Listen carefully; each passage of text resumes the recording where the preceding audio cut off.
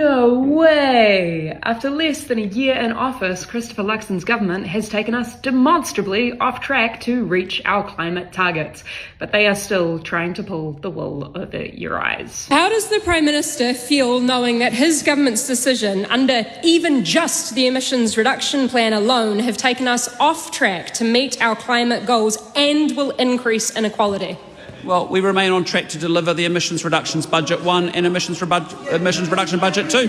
Last week, the Independent Expert Climate Change Commission released their annual debut emissions reduction report.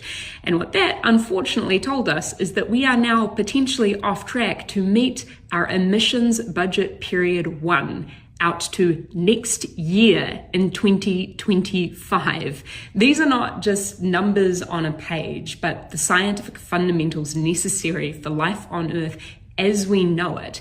And if that existential threat, the livelihood of humanity and all of the animals that we share this planet with, is not enough for you, then perhaps the financial risk just might be. Because last year, the Ministry for the Environment and Treasury estimated that the cost of not reaching our Paris Agreement targets out to 2030, that is 6 years from now, could cost us up to $24 billion for us to pay other countries to reduce their emissions because this government refuses to do it here at home. Is the Prime Minister aware that the Ministry for the Environment and Treasury have estimated that this country is potentially liable for anywhere near $24 billion if we fail to meet our Paris Agreement obligations to 2030, that is 6 years from now, which his government's decisions are demonstrably making it harder to do?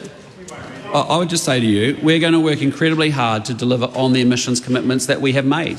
NDC 2030 is tough, but the previous administration signed us up to it and made it incredibly difficult and didn't deliver against it or make progress against it. We're going to work hard to do so. Meanwhile, the government has produced its first ever so-called emissions reduction plan with noted key policies which will only reduce our emissions by an estimated third of what their intended oil and gas ban reversal will increase emissions by. But don't worry, guys. Christopher Luxon and this government says that we're simply going to plant our way out of it with trees. Yet, the Independent Expert Climate Change Commission tells us that you cannot plant a tree this decade which will sequester carbon this decade.